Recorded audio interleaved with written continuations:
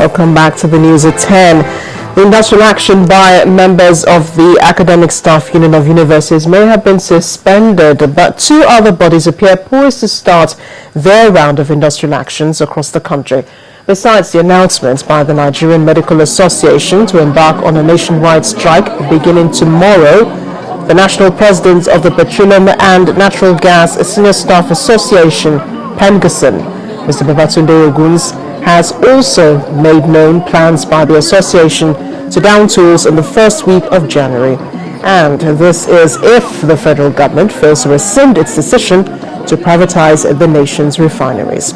Addressing members of the association at the headquarters of the Nigerian National Petroleum Corporation in Abuja, Mr. Oguns says the planned privatization is an attempt to hand over the nation's refineries to cronies of the federal government. If between now and 24th of this month, if government don't retract that every statement that has been made have been put on hold, while further engagement is made, and everything we have to do is inking on PIB by first week of January, be rest assured that PEMGASN and NOPEN will go on indefinite strike. We need a retraction of that statement that said they've started by the first quarter it will be sold. You cannot sell something without a model, without Nigerians know exactly what you are doing. We have talked about doing something in secrecy, that the nature of which they do business with oil and gas industry is fraught. You have a PIB, we don't know the direction of PIB, you don't know the model. I would say there must be a retraction first. It's not the reaction they will do for us in the room, it's what they will make public. So the old Nigerians will know that this thing is on hold until it's agreed. If that is not done between now and the end of this year, first week in January, be rest assured that the strike is not going to be the one we'll be talking about. So have you come? PEMGASN National President Mr. Babatunde Oguns. In the meantime, the Minister of Finance, Dr. Ngozi Okonjo-Iweala, has insisted that there is no missing fund from the Subsidy Reinvestment and Empowerment Program.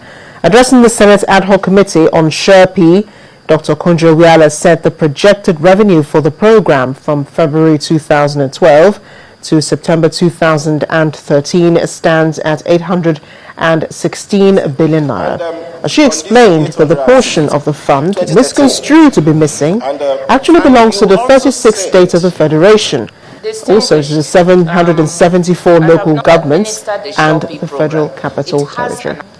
How did you arrive at 15 billion? When we get the fund, it's allocated also according to between state, local and federal government, according to the allocation formula that is used for federation account money. And the various deductions that are made are also made on this SHRP funds. And after that, whatever is left will be federal government portion and state and local government. And this is where these monies come from. So that is where you get the fact that after all the deductions to special accounts and so on, the amount available for the federal government during that period that was in question, it was about 300 billion, and the balance went to the state and local governments. And that is when it was said that 500 billion was missing from the accounts, we said no, the balance of that money has gone to local and state governments. 15 billion is an average based on the fluctuations, but you need to have a bit of certainty about what states, local government and federal will get.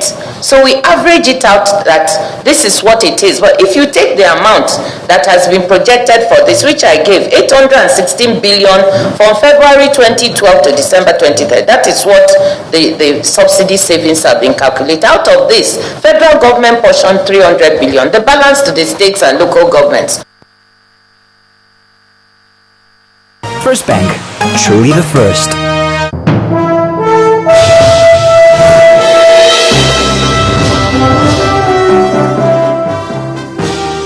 Loretta Chogo joins us now with more on business news.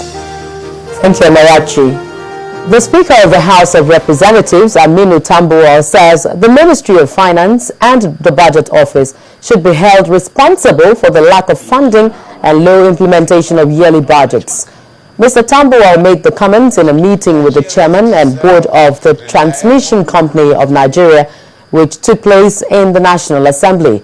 He also questioned the stance of the executive on the oil benchmark price and its drive to save for the future despite the needed development in the several sectors in the country. Deal with relevant MDAs. Our relevant committees take budget defense from the relevant MDAs. By the time they come and clearly in a very diplomatic manner make their submissions that this is not what we require, we will be compelled to actually do the right thing. And the only right thing is to listen to the people that are in charge of the sector and adjust the submission of the budget office that is before the National Assembly to conform with what is otherwise now implementable.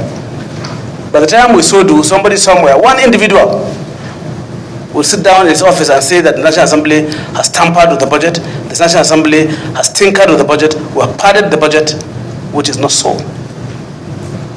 We seek for your understanding. We are not your problems. We are not the problem of any MDA in Nigeria. The problem is the budget office. On the issue of benchmark that you have raised, well, it's still the same people. We are still dragging with the executive arm of government on the benchmark. Why? Because we say you need more money to fund infrastructure development. And we move over to Delta State, where the government is... The exchange is replacing its obsolete trading platform with the modern Nasdaq OMX Extreme or XGen.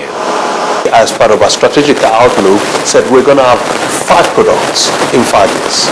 And when we did all of those and we stacked it against our as-is infrastructure, of which Horizon was one part of, we realized there was a huge gap. We actually made a switch from Horizon to Extreme because Horizon actually come to the end of its life. Right down there are the stockbrokers that trade on the floor of the Nigerian capital market. They are now trading on a new platform called Extreme. This platform has come of age and it has become embraced by every operator. You can get your client's details, the stock in your client's accounts, the position of your client straight from the XGen. Unlike before that, you have to revert back to the CSL to do all those things. The same concept, but this one gives you a lot more information in terms of averages, in terms of what the entire market is saying. From a liquidity perspective, it actually can potentially or has potentially increased liquidity in the market. That's just the primary reason for us from a business perspective. Trading on the Extreme platform is only 2 months old at the NSE.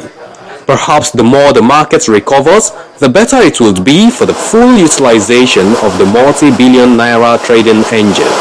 Temple Ashaju, Channels Television News. And still from the Nigerian stock market, Bolaji Akinwale joins us now with today's market figures.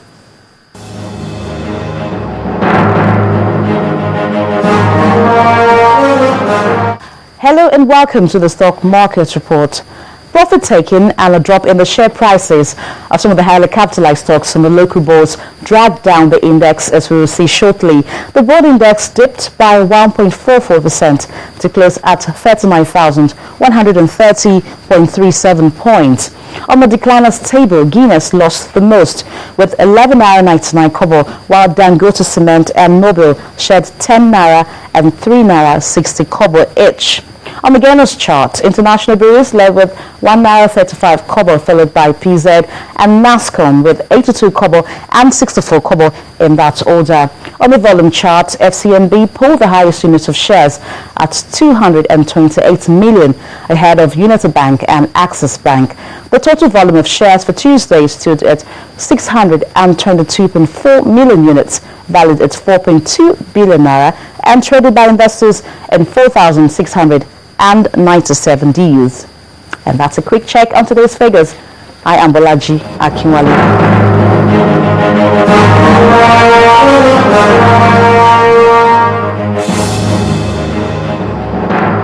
And of course, that's it on business. It's back to Amarachi for the rest of the news.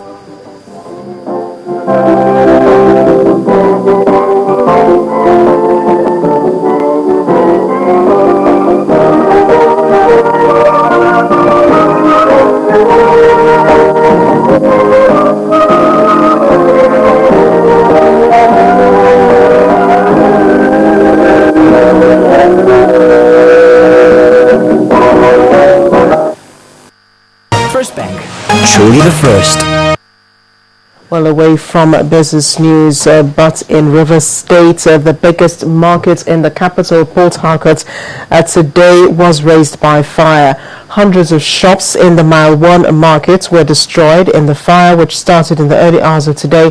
There have been no reports of casualties yet, but goods worth millions of naira are said to have been destroyed, though the cause of the fire is yet to be determined.